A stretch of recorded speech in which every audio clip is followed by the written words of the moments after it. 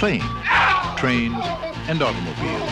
I never really had a chance to talk about it on this channel, aside from that one video where I beat the J-Wits to the punch, but I have a complicated relationship with Yu-Gi-Oh! I've been in and out of enjoying it / not caring about it throughout my entire life, and currently where I stand, it is once again become a very central point of my identity, unfortunately. And that's all because Master Duel came out, and I've had no excuse to ignore it anymore. I've been playing the game for a little over a year now, and I've found myself very comfortable with a certain deck that I've been having a lot of fun with and seeing some relative success. That deck being Earth Machine. Now, what does that mean? Like, any other deck could be described by the archetype that is the central focus of it. But in Earth Machine, it is a multitude of different archetypes smashed together to form a cohesive playstyle. That being, not letting your opponents have any monsters on the field, and punching really hard. Punching really hard is very fun. The deck's name is derived from the combination of type and attribute within a card. You see, every monster in the game has a type and an attribute. Attributes can be anywhere from light to dark, fire to water, wind, and in this case, earth. There's also divine, but we're not going there today. Types, on the other hand, are a lot more varied. They range from fish to insects to plants to... okay. But in this specific deck, we are almost exclusively going to be focused on machine monsters. Hence, most to all of the monsters in this deck will have a combination of Earth attribute and machine type. Considering the fact that I'm going to be going over various different archetypes at once, I'm not going to spend too much time on each individual card, and will instead mainly focus on the staples of the deck, rather than waste your time going over every single one in the game, because the last thing I need to do is talk about the relevance of Steamroid right now. Staples will get in-depth analyses, and tech options will be glanced at. So keep that in mind. With that being said, let's start talking about why I love this deck so much.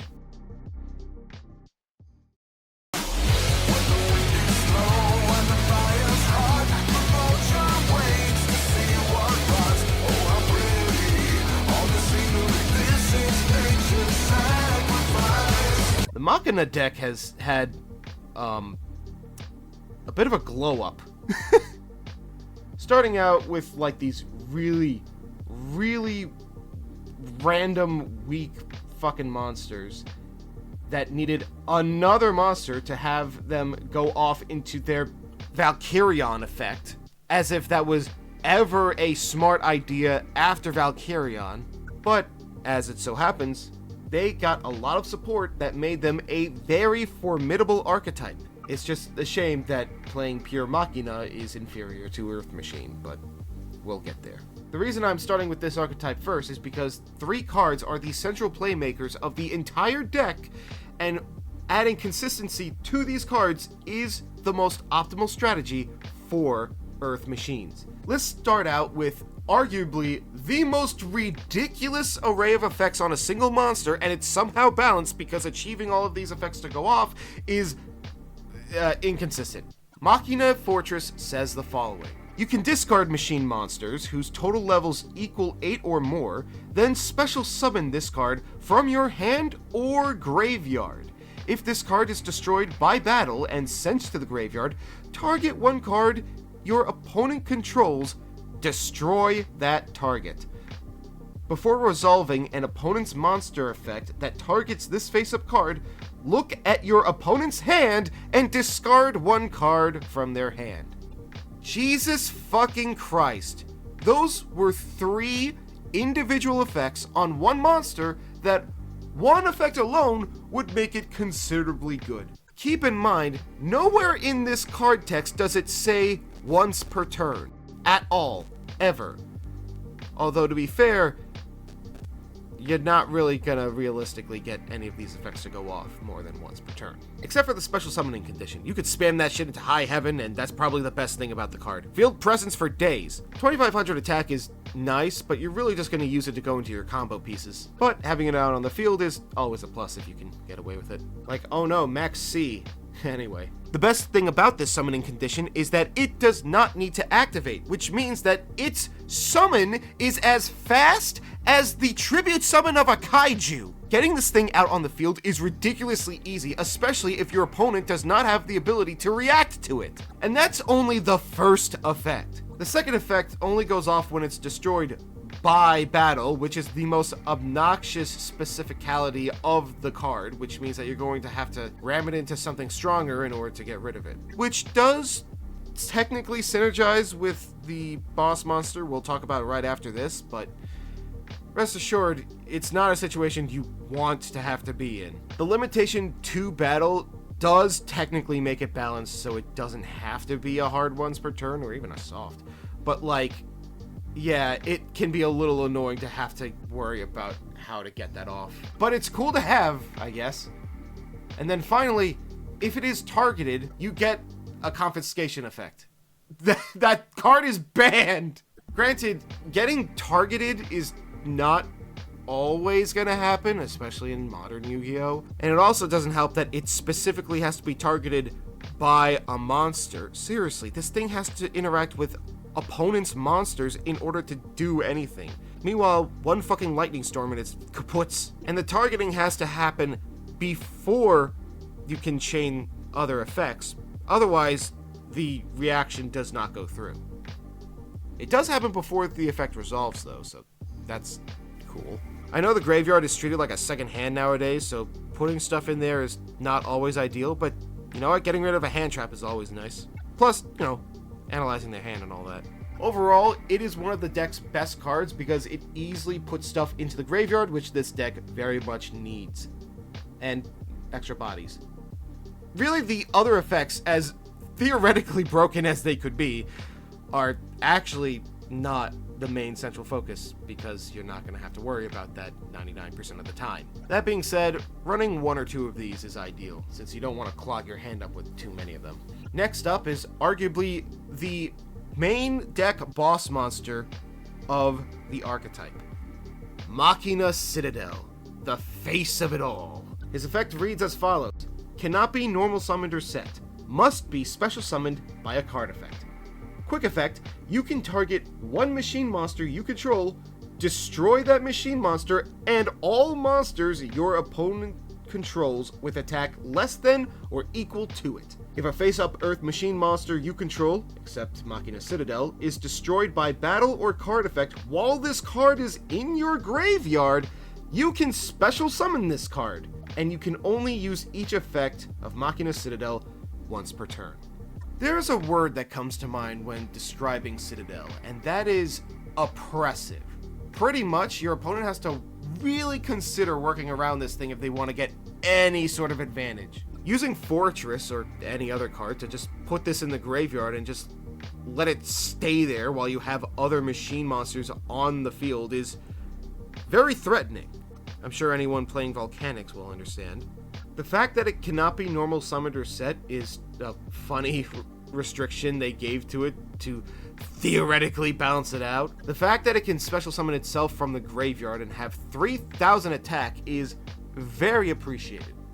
This thing punches hard and very much so does not let your opponent let up. They think they got rid of your monster? Boom! Sorry, here's another one you gotta deal with. And on top of that, it could target any machine monster on your side of the field, including itself, to destroy not only that target, but also every monster your opponent controls that is weak enough. Essentially, anything with 3,000 or less attack on their field is fucking kaputs! Not only that, if they somehow fail to negate the effect, but then destroy the monster you targeted, or whatever, all their monsters are still fucking dead. The fact that it's a quick effect too means that it really easily adds to some spicy disruption. Oh, all your pieces on the board are in the grave? Well, tough shit, can't do anything anymore. You wasted all your resources setting them up. This thing is the centerpiece of how the deck functions, because it as a disruption tool is very formidable, and it is absolutely running 2 copies of this just to ensure that it goes off. However, the ridiculousness does not stop there, because while Citadel is the main monster of the deck, there is a plan B. Machina Ruin Force says the following: cannot be normal summoned or set. Must be special summoned from your graveyard by banishing machine monsters from your graveyard whose total levels equal 12 or more. When your opponent activates a card or effect during the battle phase, quick effect, you can pay half your life points, negate that activation, and if you do, have your opponent's life points. If this card is destroyed by battle or card effect, you can special summon up to 3 of your banished Machina monsters whose total levels equal 12 or less. You can only use each effect of Machina Ruin Force once per turn. What the fuck? So, first of all, this is a dark attributed monster instead of an earth attribute monster, meaning getting this guy reliably on the field is not gonna happen every turn, especially if you activate a certain other card we'll talk about later. But essentially, this shit is fucking ridiculous. Sure, it says you can only activate every effect of Ruin Force once per turn, but guess what? That summoning condition is not an activation, meaning you can summon this guy as many times as you want, so long as you have the resources. And considering this deck runs a lot of high-level monsters, it's not that unreasonable. With a gargantuan 4,600 attack, this thing is going to be putting in the work. The Omni Negate only being activatable during the battle phase is a little annoying, but it is very funny when you're attacking directly with this thing. They try to put down a body on the field to save themselves or do some sort of play. You negate it, half their life points, and then just ram into them at full speed, KOing them when it wouldn't have otherwise. This is what I mean when I say Ruin Force is the plan B of this deck. The highest baked-in attack value of any of the cards you will ever run, and easily summonable onto the field so long as you have the resources. And even if it's destroyed, you still get those resources back, for the most part. Being the plan B that it is, you really only want to run 1 copy, but oh my god, this is a killer secondary boss monster. So that's laying down the foundation that we're dealing with.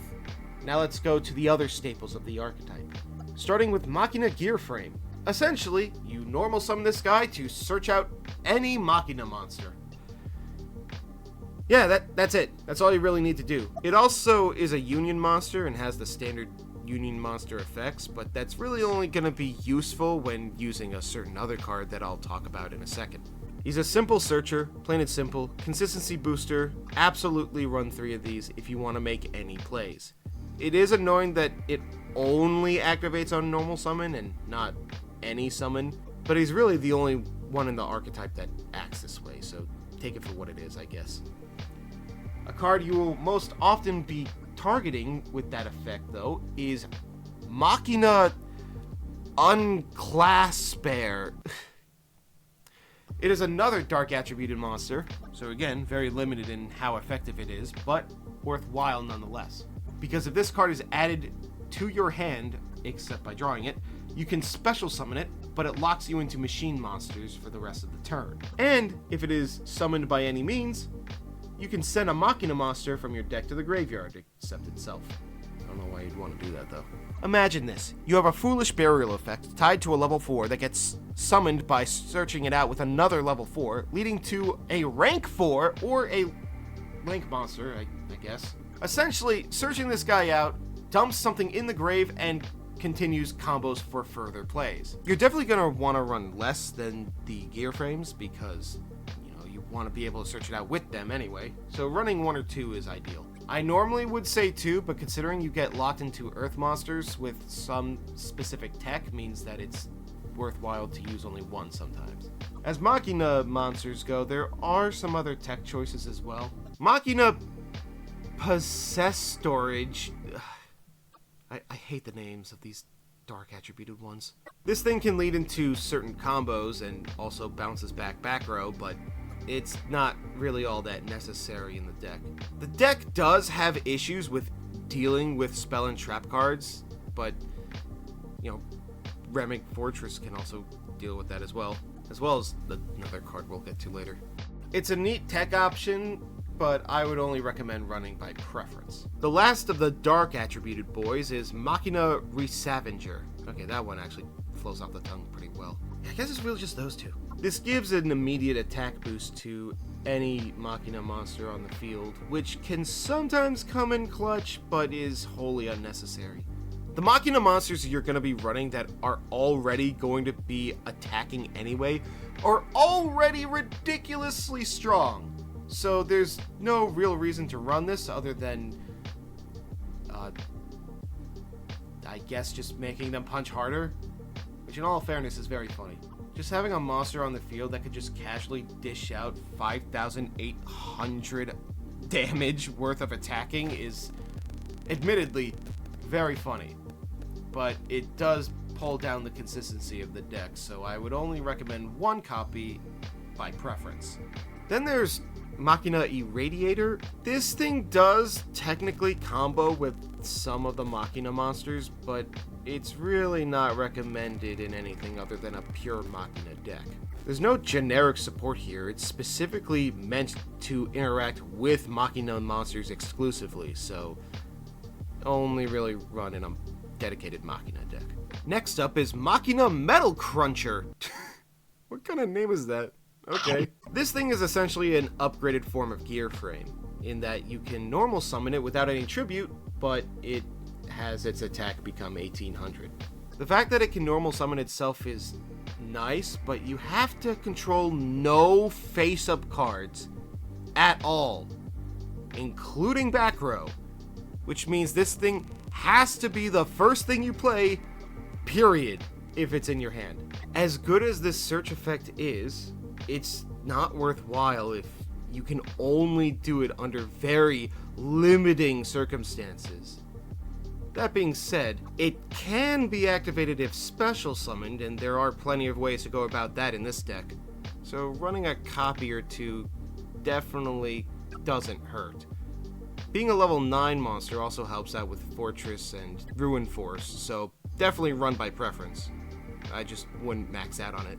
And the final Machina monster worth looking at is Air Raider. Don't. It has another easy special summoning condition, but again, it relies exclusively on Machina monsters. And you have plenty of them going around in the deck, but some of them you'd rather have use their own effects to extend their plays rather than just dump them. There's only 2 cards that you would rather do that with. And you're definitely not using it on Fortress, because he would do the same to you anyway. It does have a neat bit of disruption where it can blow up a machine monster on the field to special summon a Machina monster from the deck with a different name but lower level than the one destroyed. There's just one problem. It's exclusively activatable on the opponent's turn. Why though? There is no reason to do that. Again, it's good in an exclusively Machina-focused deck, but in a deck where we're running a variety of different monsters that are not all exclusively Machina, it's not worthwhile. And it's not even a dark type, so I can't even make a joke about it being Raid or Shadow Legends or something. Whatever, not sponsored. There are some interesting back row that support the Machina playstyle, but to get it out of the way, only half of it is worthwhile. Machina Armored Unit is a continuous spell that says, once per turn when a machine monster is destroyed by battle and sent to the graveyard, you can special summon one machine monster from your deck that has the same attribute and less attack than the destroyed monster in the graveyard.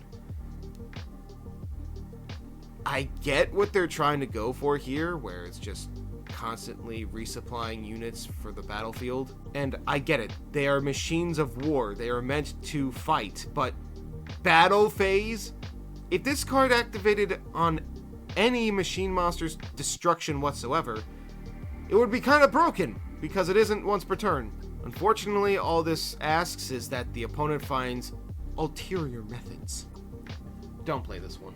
Machina Defense Perimeter is another continuous spell that says, while you control a level 7 or higher machine monster, your opponent's monsters cannot target level 6 or lower machine monsters you control for attacks. Also, your opponent cannot target them with card effects. If a face-up machine monster you control is destroyed by battle or card effect, thank God, you can target one machine monster in your graveyard, add it to your hand. You can only use this effect hard once per turn. Okay, so there's a bit to unpack with this one.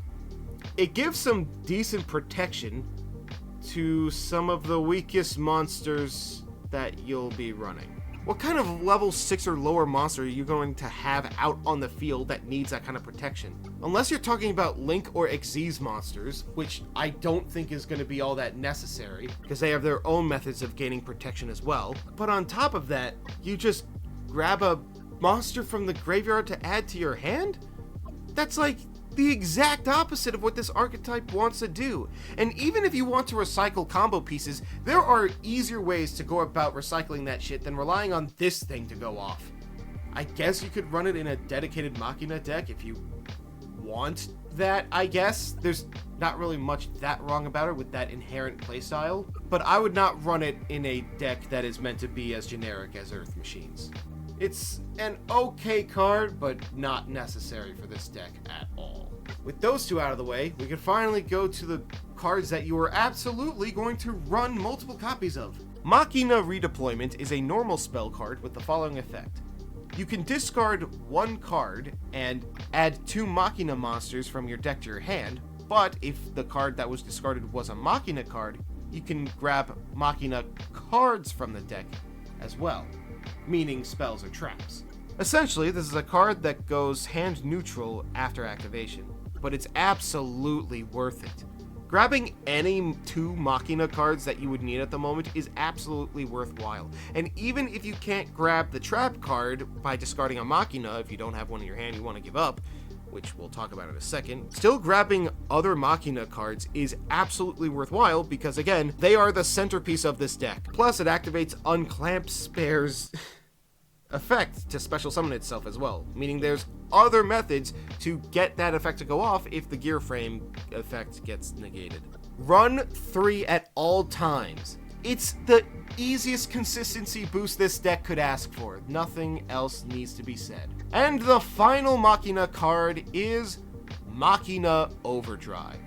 Target one machine monster you control, special summon one Machina monster with a different name from your hand or deck, and if you do, destroy the targeted monster.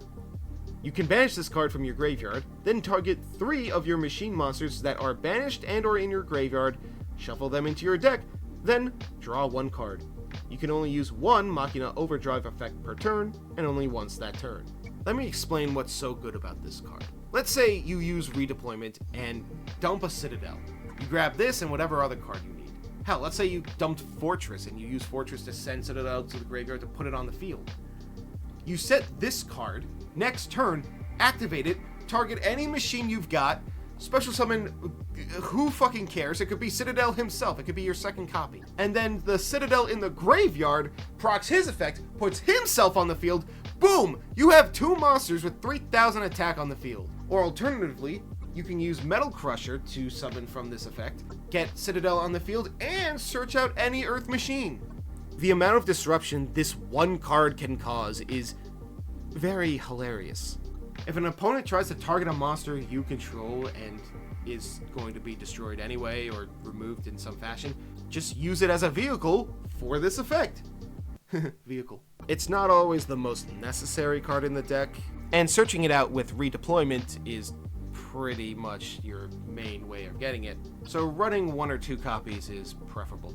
I prefer 2 because having it at any point is very nice. And that's it for the Machina cards. As you can see, they are very oppressive in terms of how they can pretty much affect the game state in your favor. If they go off right, they go off hard, and it is very, very funny to see them do that. However, they on their own can only do so much, and that's where the other half of this deck comes into play. Tough, talkers got the stuff. Wanna lift it, load it, haul it, dump it, pull it, push it, grab it, bump it, save it, raise it, ram it, floor it, plow it, crush it, run it, pour it. It's so weird to say this, but Infinitrack as an individual focused deck is really, really bad. It's not a really fairly big archetype, but it's got enough jank in it in which there are some cards worth not running at all. But before we talk about the shit that you're never going to want to touch with a 10-foot pole, we should talk about the staples. Infinitrack Anchor Drill is a level 4 that says, if this card is normal or special summoned, you can special summon one Earth Machine monster from your hand in defense position, except itself. Simply put, this guy is the Machine XZ's equivalent of Sword Soul. Sure, it requires a little bit of setup, but it's actually pretty reasonable given the fact that it's a generic effect and, you know, you're gonna have plenty of those in your hand from time to time. Also, it having 500 defense specifically means that it's easily searched out by another card, meaning that you could actually put this guy in your hand to set up a play for next turn. It's not the ideal playstyle for that card, but we'll get to that soon. But because he's easily searchable, you really only want to run 1 or 2 at most, usually just recommended at 1. And that's because of Infinitrack Harvester. This thing is a level 2, meaning that the synergy with this deck and sprites skyrockets. That's it. It's the only level 2 in the deck, though, so... yeah. When this card is normal or special summoned, you can add one Infinitrack monster from your deck to your hand, except itself. Essentially, this thing searches it out if you already have the stuff in your hand that you need. However, ideally, if you were to somehow get Anchor Drill and Harvester in your hand at the same time, you can use Anchor Drill to bring out Harvester to then bring out whatever other Infinitrack you would need. However, they both also have an additional effect that's fairly interesting. You can target one other machine monster you control. The levels of both that monster and this card become the combined original levels of those 2 monsters until the end of this turn, and you can only use each effect of both monsters once per turn. So off the bat, this gives a variety of extra deck plays. This could lead into combos in which you bring out level 10 XCs, level 9 XCs. You run 2 to 3 Harvesters, depending on your ratios, so absolutely make space for this in your deck as well. These 2 combo with each other like peanut butter and jelly. Except I'm not a fan of peanut butter, so like jelly and jelly. It's a jelly sandwich. It's very tasty. I like jelly sometimes. What the fuck am I saying? The card you're most likely going to want to search out with Harvester is Infinitrack Brutal Dozer, cementing the fact that Earth Machine monsters in general have the best names in the game, period. There are other level 5 Infinitrack monsters that have the same summoning condition but different secondary effects, and I will talk about them in a second, but just know that all of them have the following effect. You contribute one Earth Machine monster, special summon this card from your hand in defense position. Simple, easy field presence. That itself is not bad. But what makes Brutal Dozer stand above the others is the following.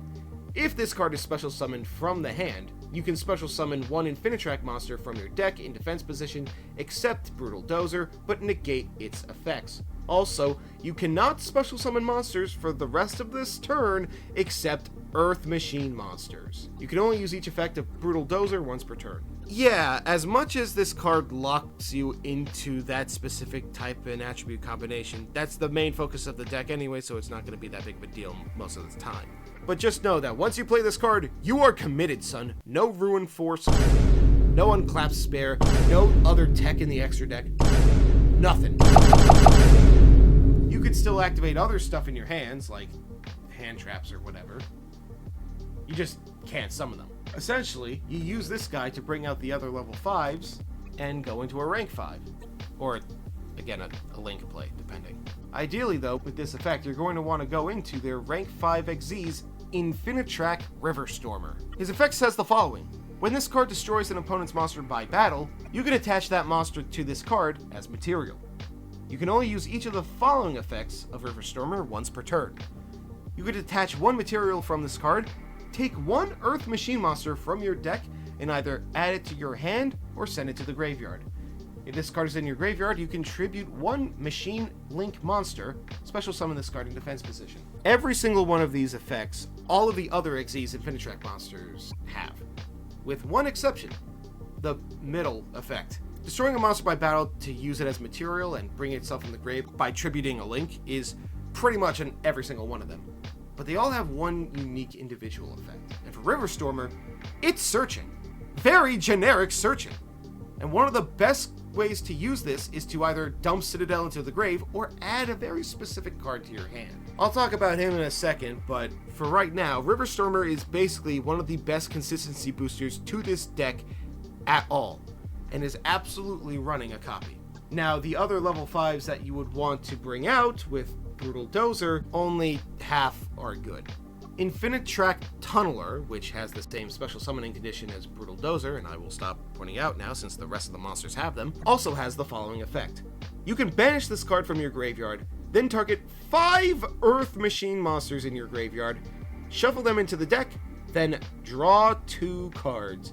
Hard once per turn. This recyclability is fucking ridiculous. If you get your combos going correctly, you can, on average, have this reliably go off on your first or second turn. Sure, you're not always gonna want those cards to go out of the grave all of the time, but if you have the resources to spend, drawing 2 cards is very much worth it. Especially if the monsters you bounce back are, themselves, extra deck monsters. And considering you're going to be running enough of those, it's very much worthwhile running one copy of this. The other level 5 worth running is Trencher. You can banish this card from your graveyard, then target one level 5 or lower Infinitrack monster from your graveyard, except Trencher, special summon that monster in defense position. Hard once per turn. The difference between this thing and Brutal Dozer is that it doesn't negate the effect of the monster it special summons. So if for some reason you didn't get Anchor Drill or Harvester's effect off, you could just plop that boy down on the field and activate that sorry ass. It also gives field presence in order for them to go into their Link monster, so that you contribute that to give your Xyz monster extra protection, so that's a nice plus as well. Running one copy of this is also worthwhile. And speaking of that Link monster, it's important to talk about him because it puts the rest of these cards into perspective. Infinitrack Goliath is a Link 1 that points bottom right, requires one non-Link Infinitrack monster, and says the following.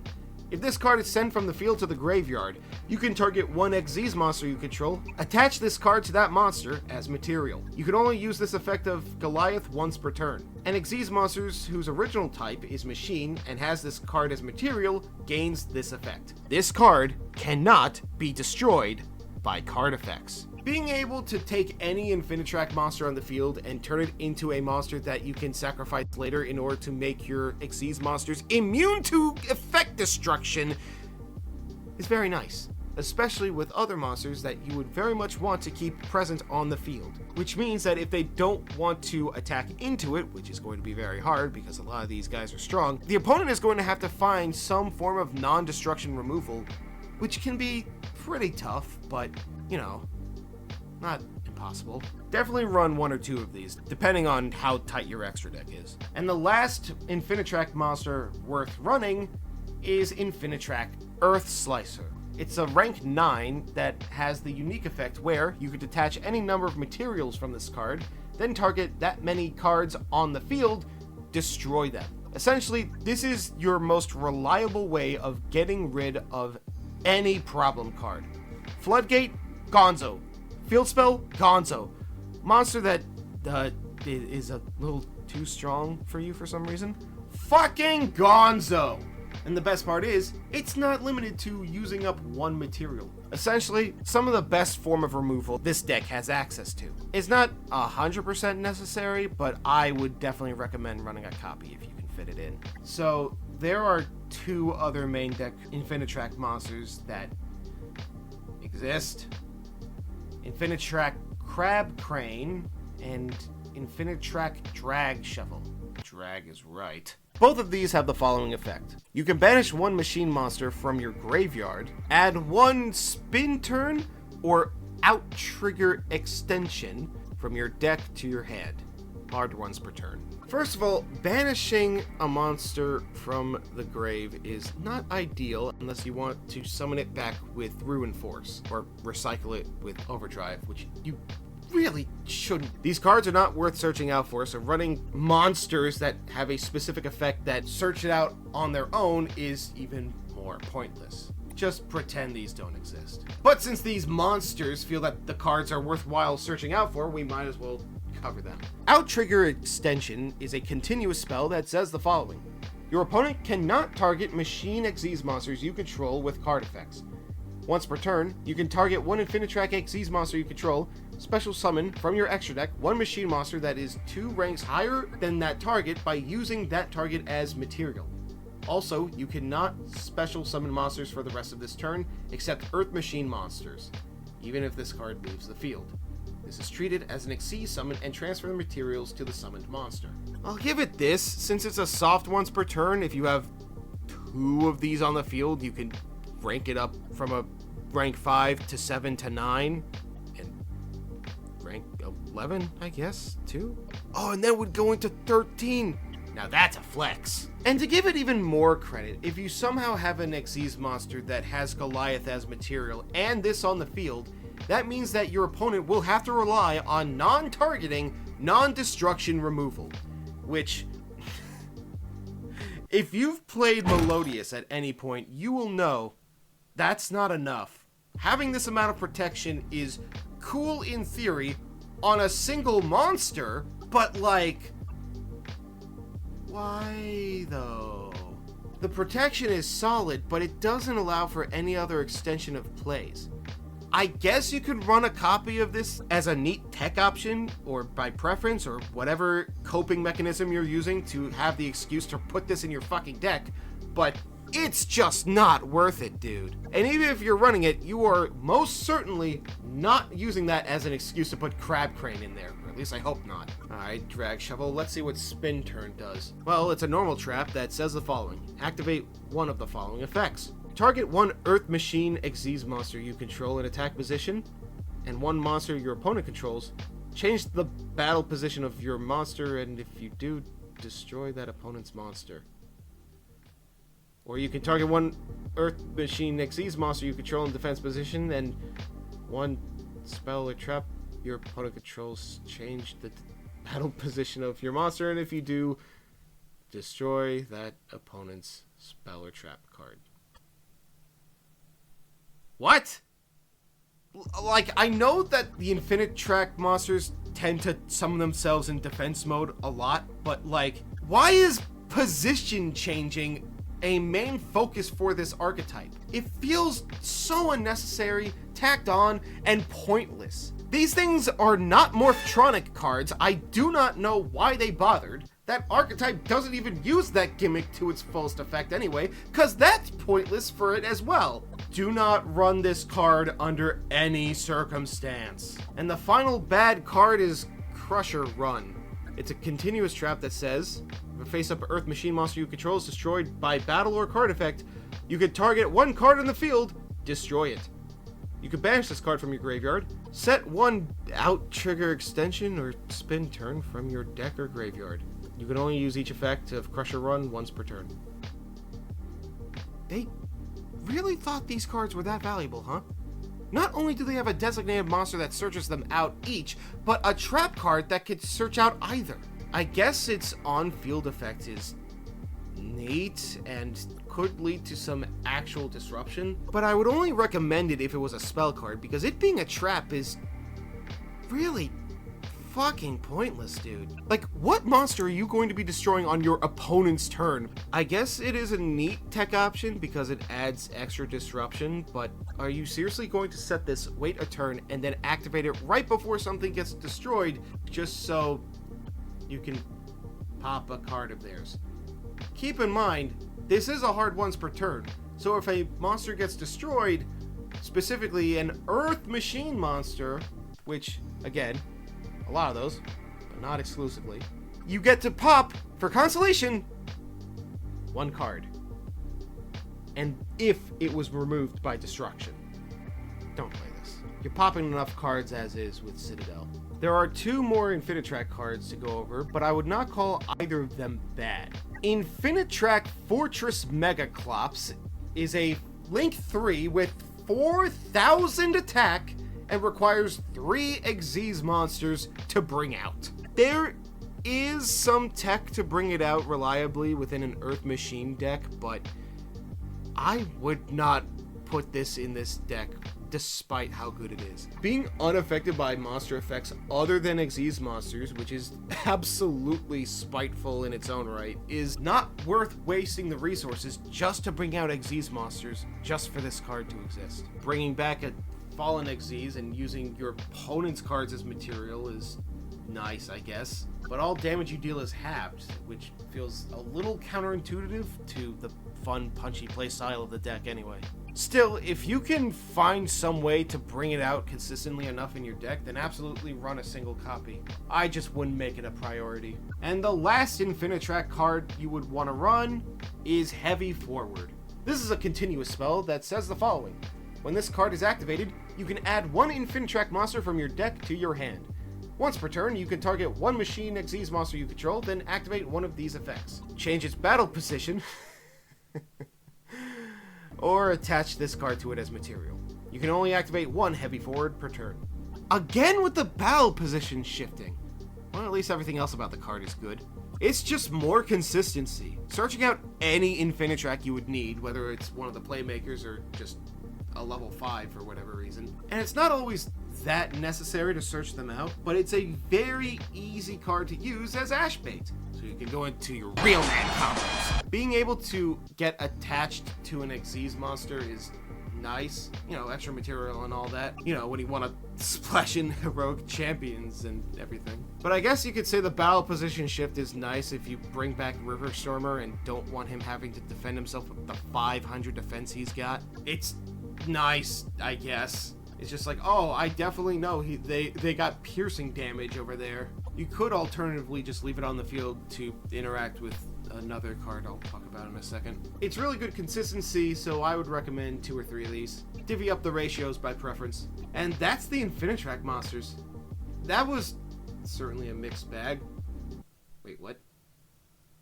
Oh yeah, there is another monster, isn't there? Mountain Smasher. You just attach a material to gain 1,000 attack. This is fucking worthless.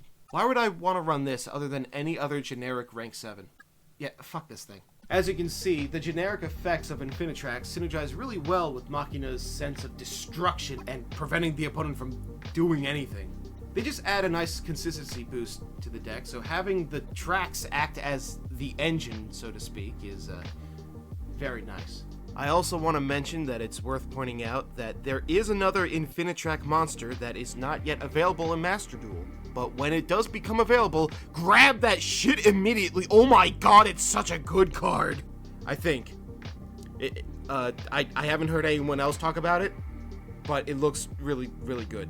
There's also, I think it's called Clockwork Knights or something like that. It's a continuous spell. It just turns everything on the field into an Earth Machine. It doesn't propel the deck forward.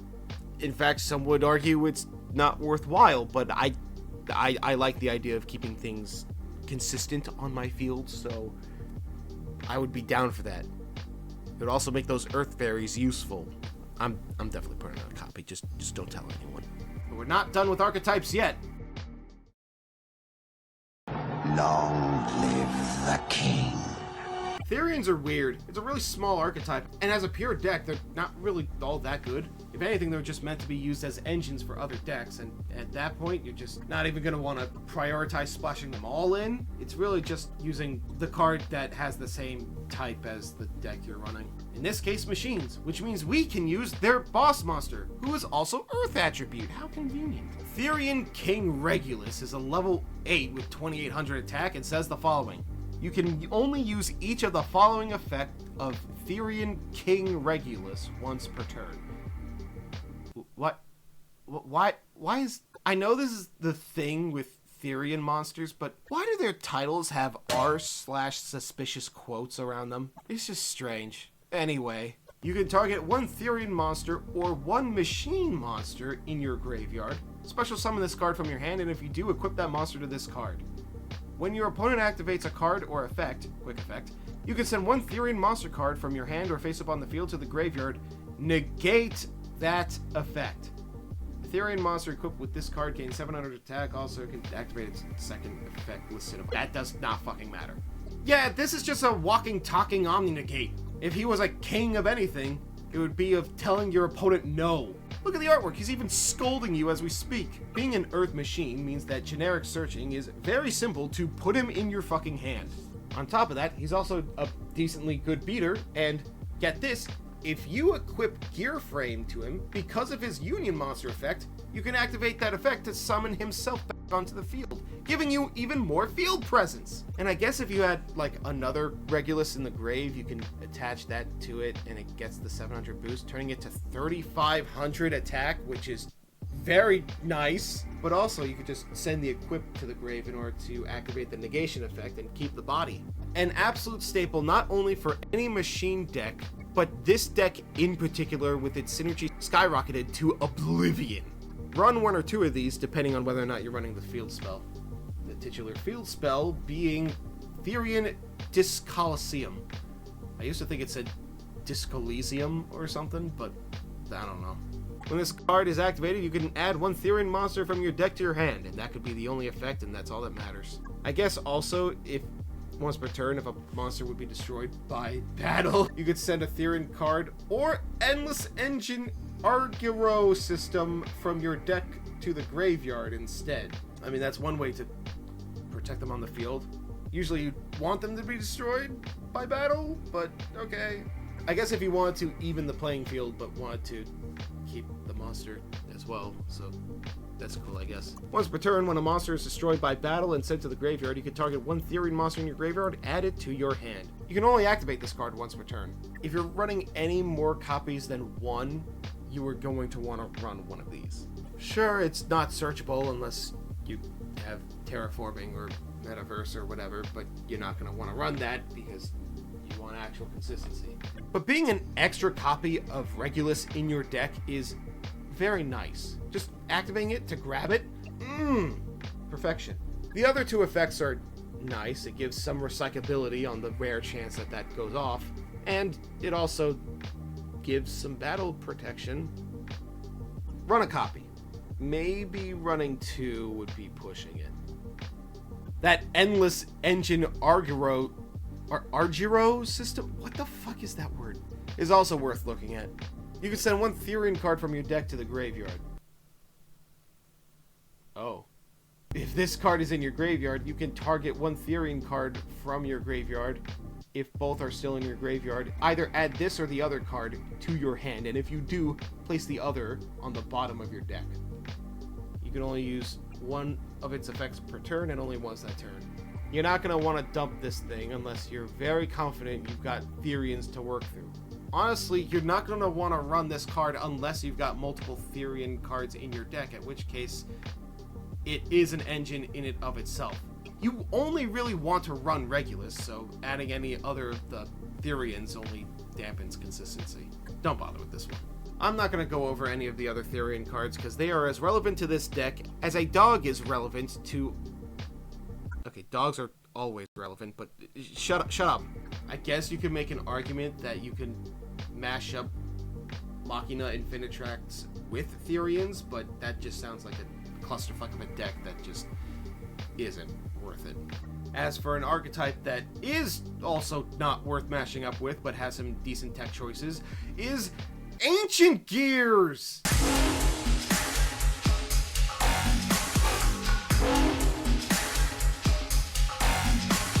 Yeah, Ancient Gears are weird, man. They are all Earth Machine monsters themselves, mostly, but they themselves have a very different playstyle from the Earth Machine deck in general, as they are focused on fusion summoning. We are not going to be fusion summoning. However, a card that you will always want to run one copy of is Ancient Gear Box. If this card is added from the deck or graveyard to your hand, except by drawing it, you can add one Earth Machine type monster with 500 attack and or defense from your deck to your hand, except the Ancient Gear Box. You You can only use this effect of Ancient Gearbox once per turn. You know, you could have made this thing like 400 attack and you wouldn't have to put in that discrepancy, but whatever. This is an odd amount of attack / defense to be focused on. It's giving me fire monster vibes. Either way, this is a great +1. You wanna know something funny?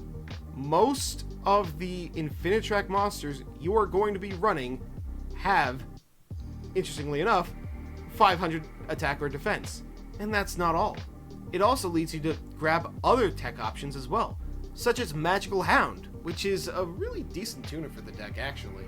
I don't know why his effect is once per duel, but I guess it could technically be abusable under the right conditions. Yeah, you search out Magical Hound, use its effect to put it on the field, if you're lucky enough. And if you're not locked into machines, then you can bring out Naturia Beast. Maybe. You also need a level 4, but you have plenty of those going around anyway. There's also some tech that you can use to put it and a level 9 on the field, such as Metal Cluncher and another Ancient Gear we could talk about in a second, in order to bring out Baron de Fleur. Ugh. It does turn it into a bit of a garnet, since you'd rather it be in the deck so you can search it out and get the effect off, but honestly, running one copy is absolutely worthwhile. I just hate the fact that it always ends up in my starting hand 9 out of 10 duels. That's just me. Don't be me. Have good luck. Another Ancient Gear you should absolutely consider running is Ancient Gear Ballista. It's a Link 2 that very specifically requires 2 Earth Machine monsters, so it's not totally generic, but for what it is, it does it really well. If this card is Link Summon, you can add 1 Ancient Gear monster or 1 Gear Town from your deck to your hand.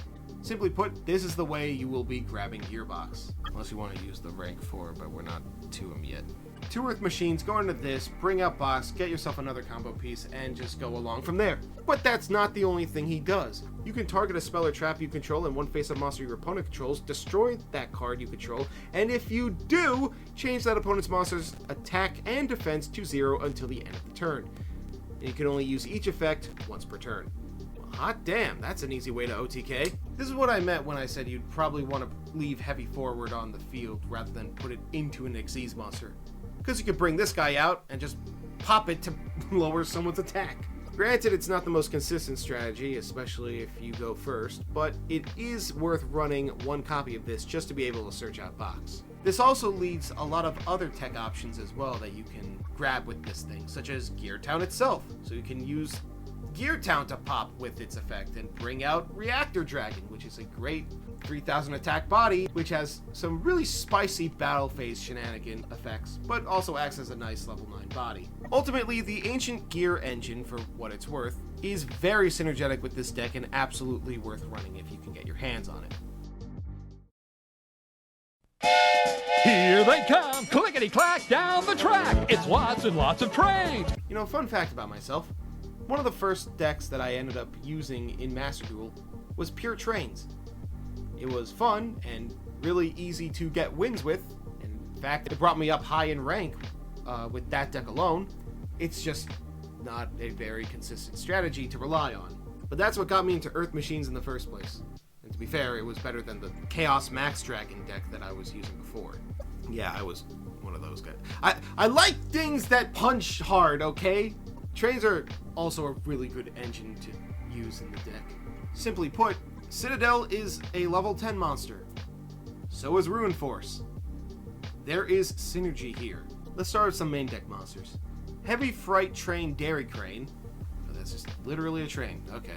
It can special summon itself from the hand if you happen to have normal or special summoned another Earth Machine monster. Having its stats doesn't really matter since you're going to use it for material anyway. Having this kind of easy field presence is essential either for Xyz summoning or Link plays. Just an extra body is very easy to have, but considering the once per turn restriction on summoning this thing, you really only want to run 1 copy. Its detach effect is also nice if you also want to destroy and pop something else. Super Express Bullet Train, that is just literally a bullet, okay, is in a similar ballpark. Can't really attack with it without sending 2 other cards you control to the grave, which you're not going to want to do, meaning that it's actually ideal if its effects are negated when it's on the field. You can special summon it from the hand if all you control are Earth Machine monsters, meaning at least one. And during the end phase, if it is in the graveyard because it was sent there this turn, you can target a machine monster in the graveyard, except itself, and add it to your hand.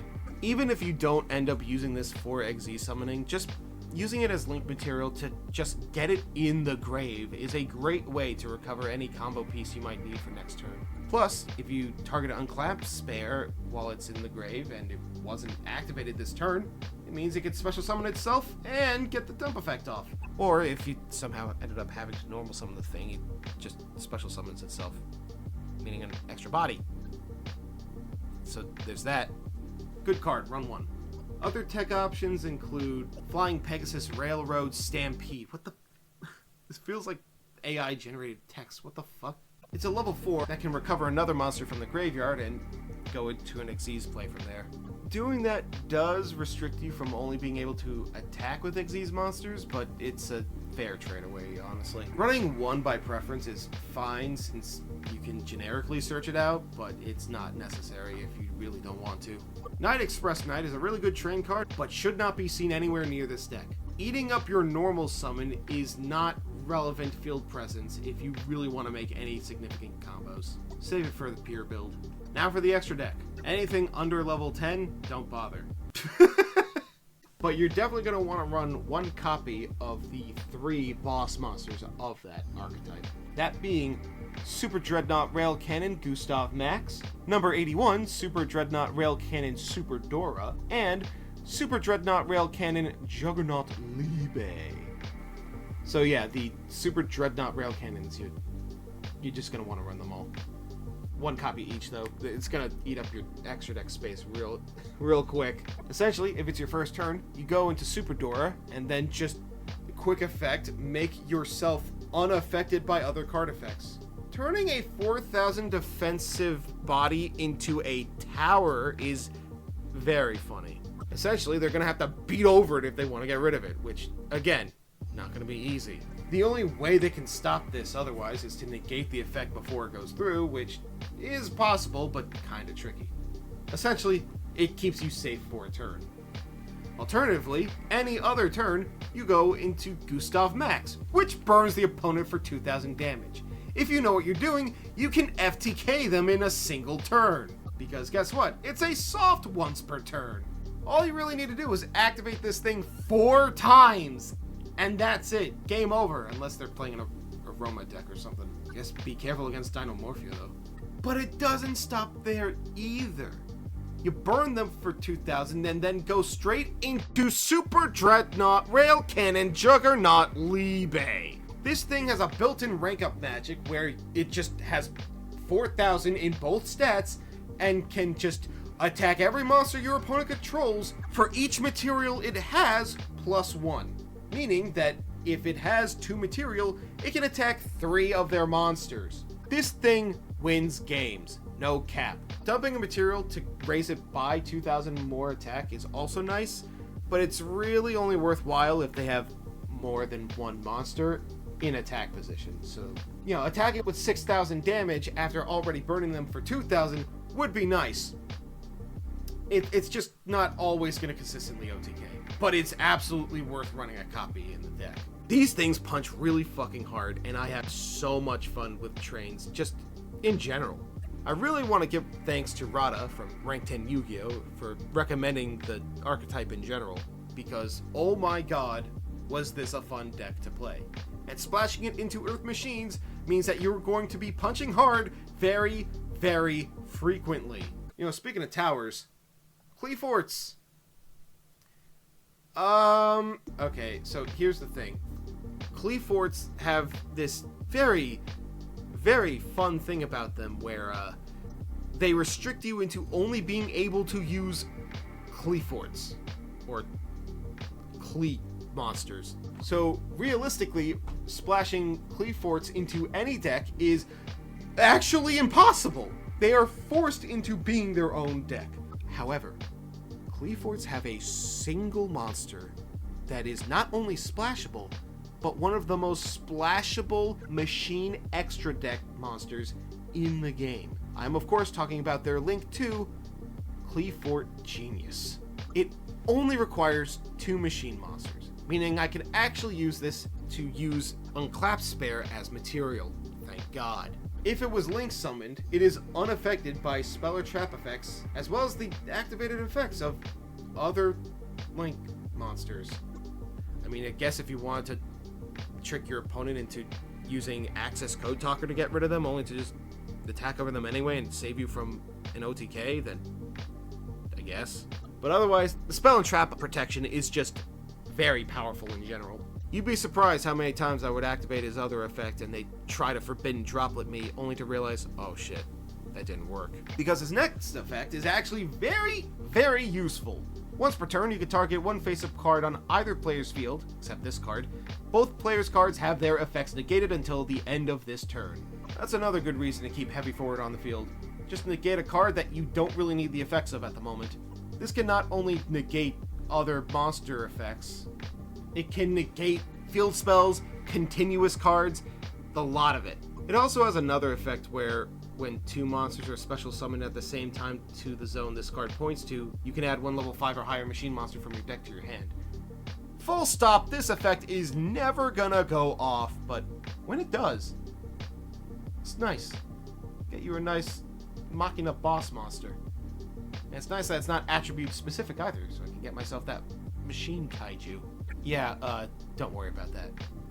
There is one way to get that combo off, and that's with Urgent Schedule, which is another train card that you would want to run because it just gives you field presence and brings out Magic Hound and level 9 monster to go into Marine de Fleur. Or just alternatively just puts out Machina Fortress when you're getting attacked, so if they attack, they have to go into it. Also, if they decide to be a little sneaky and destroy it, it gives you a free search. Granted, it's limited to level 10 monsters, but you know, you got a few of those. So there is a way to get that effect off, it's just not reliable. So yeah, run a few Urgent Schedules, and then 1 Cleafort Genius. You're not really going to need more than 1 anyway. Speaking of bringing up train cards that I forgot to talk about, there's also Double-Headed Anger Knuckle, which is a good tech option, but it's really dependent on the combos that you use, as it is specifically tied to level 10 monsters again. It does have some recyclability on hand, and it does lead to more field presence and graveyard setup, so running 1 copy is fine, especially since it's also generically 2 machines. But I would only recommend it by preference, because again, it's very dependent on the combos you play. Another fine tech choice is Drill Driver Vespinato? Fucking Future Paradox Mega Beedrill over here. It can rank itself up from any level 4 monster, which you will most definitely have one of those. But you could also just straight up go into it, which I guess if you don't have access to Riverstormer for some reason. The only relevance it does have is that it itself is an Earth Machine monster that has a floating effect when it's destroyed by an opponent's card, meaning you can't blow it up yourself to proc the effect, which is kind of annoying. But being able to special summon a level 5 or lower monster from the grave is nice. It's just being on the opponent's turn is going to be a little annoying. And it's destruction specifically, so piercing damage is nice if you're going up against Crooked Cook, so maybe side deck it if you want. Just keep a pin on it for whenever it's relevant. Technically, Planet Pathfinder is also an Earth Machine if you really want to search out for a field spell. Again, it's very dependent on the combos, and I would only recommend it by preference. I mentioned that there's a level 4 Xyz monster to go into, and that would be none other than Gear Giant X. Personally, I like to call it Gear Giant, and count the second G silent, because that's what a sane person would do. It's from the Gagira archetype, and it does have some synergy with that, but the only effect you really need to worry about is the first. Soft once per turn, you detach any material from this card, add 1 level 4 or lower machine monster from your deck to your hand. This is another way to grab box if for some reason you can't realistically get Ballista on the field, but alternatively you're going to want to use this to get any other card. It's a reliable way to get Pegasus in your hand, or if you really need to get some other Infinitrack on the field to make some other plays. Essentially, it's another consistency booster, and it's absolutely worth running one of these. Other tech support from other archetypes.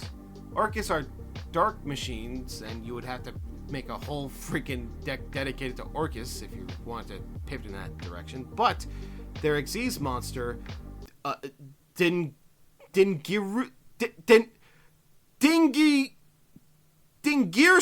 I fucking hate some of these names, dude. Holy shit. It's a great level 8 monster to go into, considering it itself is also a machine-type monster and provides non-destruction, non-targeting removal. Or if you have a dark attributed Machina monster banished that you just really want to get back. I guess if it's Ruin Force, it makes sense. Some people find it difficult to splash into this deck nowadays, but if you can find room for it, absolutely run a copy. One Anchor Drill, after activating both its effects, pretty much makes this for free. Then there are gadgets. You don't want to run gadgets. But there is their Link monster Platinum gadget, which is a light monster, but does provide an additional normal summon for, like, the cost of summoning it. The fact that it can't be used as Link material on the turn it's summoned is fair enough of a drawback, I guess, for an additional summon, but it's an absolutely worthwhile staple if you want to get any extra consistency in your combos. And now for the archetypes that are just not worth discussing at all. Desk bots. They are pendulum monsters that really don't work well with the playstyle of this deck. They have their place, just not here. Super heavy samurais. A lot of them focus around not having spells or traps in the graveyard, which you are going to be running, so it is not worthwhile. I guess if you want to lose your consistency to have some big fucking bodies, but at that point, just run a super heavy samurai deck. Morphtronics! No! Again, completely different playstyle. It's in the same vein as Karakuris. Good monsters focused around a completely different playstyle, and prioritizing them over your actual combos ends up being a detriment to you, and you might as well just be playing a pure variant at that point. I guess there's also unauthorized boot up device. I think that has some lore with the Machinas. No. Just don't. I don't think I have to explain why teching in other dark machine monsters would be a bad idea. I guess Cybersight? No, I'm done. I'm done with that. I'm done with that tangent. Other tech cards that aren't Earth, though, include the following. Divine Arsenal, AA Zeus, Sky Thunder. Did you know this guy's a machine monster? I know, right? Weird. There are also some winged machines that are worth glancing at, I guess. Here they come, screaming across the sky. It's lots and lots of jets and planes. Sky Palace Gangardi is another decent level 10, but really you'd rather want to go into Gustav Max pretty much every single other time. Not only is it an Earth machine which adds synergy, but it also just does straight up burn damage. I guess if you really want to pop another card, but I guess it's really up to personal preference. I just wouldn't. And finally, there's actually some Mecha Phantom Beasts cards that are worth considering splashing in. Dracosac has always been a great level 7 monster to run into a deck like this, but, you know, so is Big Eye, so not really a Mecha Phantom Beast, but another level 9 monster other than Earth Slicer is Phantom Fortress Enter Blatnir, which is really nice if you want to banish something from literally anywhere. Again, though, Earth Slicer is preferable because, again, it's Earth attribute and also an Infinitrack monster, which adds more synergy to more cards, but also pops more than one card at a time per turn. So, yeah, it's not banishing, but if you have space for it in your extra, then by all means go for it. Just don't prioritize it. And the final machine monster to look at is Mecha Phantom Beast Auroradon. It's not always worth going into this thing, considering that it kind of leaves your field empty, but if you can splash it into the deck, by all means, go for it. Like I said, a free pop is a free pop, and, you know, extra bodies and all that. Again, not a priority, but an interesting tech choice. And that's all the machines! Okay, let's talk about the fairies real quick.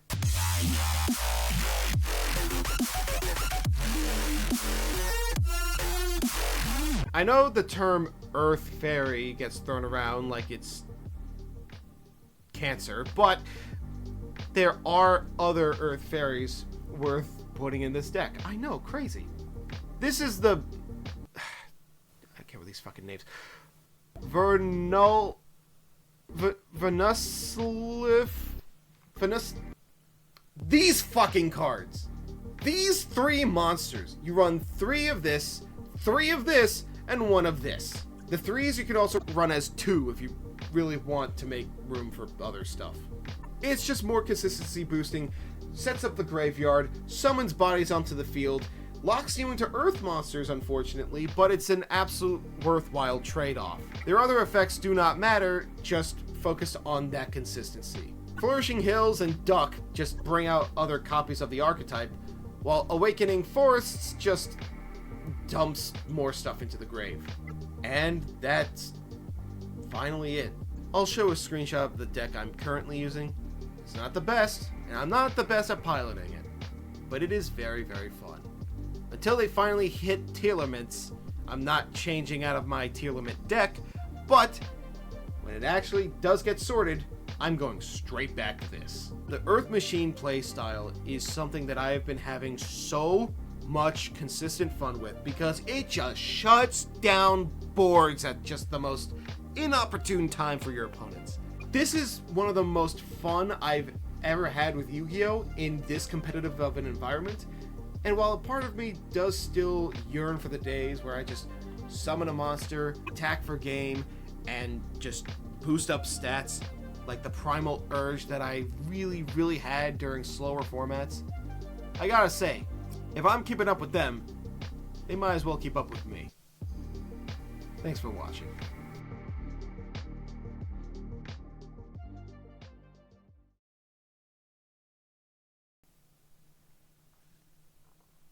Hello. I am Ojamatan. I am a creature of pure imagination and have existed in the minds of a single-digit number of Discord users for like, I don't know, a few years or something. I, as an inside joke, have decided that I no longer wish to be bound by the means of said inside joke. I refuse to be shackled by fiction, and I've become real. I also threw away a stupid party hat because that was for a birthday thing. So it's not canon. It doesn't count. Sorry, Sam. I come to you today with a message. This absolute cringelord that you see before you has spent the last hour creating a video in the style of some other random guy that talks about children's card games, but he left out one very important detail. None of these cards matter. They're all bad, and you should feel bad for using them. Everyone knows that the only Earth Machine monster worth using is Steel Scorpion. It has the absolute best effect in the game because if you destroy it, there's nothing you could do. You can live the rest of your life, but you will die one day. Not many people know this. There's actually a rule in the game that if a monster stays on the field for over 5 million turns, it gets sent directly to the graveyard as a cause of age. Unless you're an elder entity, in which case it's not a problem. So speeding that up to 5 turns is pretty ridiculous, actually, if you think about it. Hi, I'm interrupting my own bit to tell you that this is actually false. Hey, come on, man, this is like the one time I get to exist. Your voice comes out of my mouth, and I have every right to shut you up forever. So don't test me. Oh. Anyway, as you all know, the real Earth Machine monsters worth using are super defense robots, baby! Yeah, give me the googly-eyed drum dragon. Was this a thing in the anime? I didn't watch that series. What do they have to do? I genuinely don't know what the fucking purpose of these things are.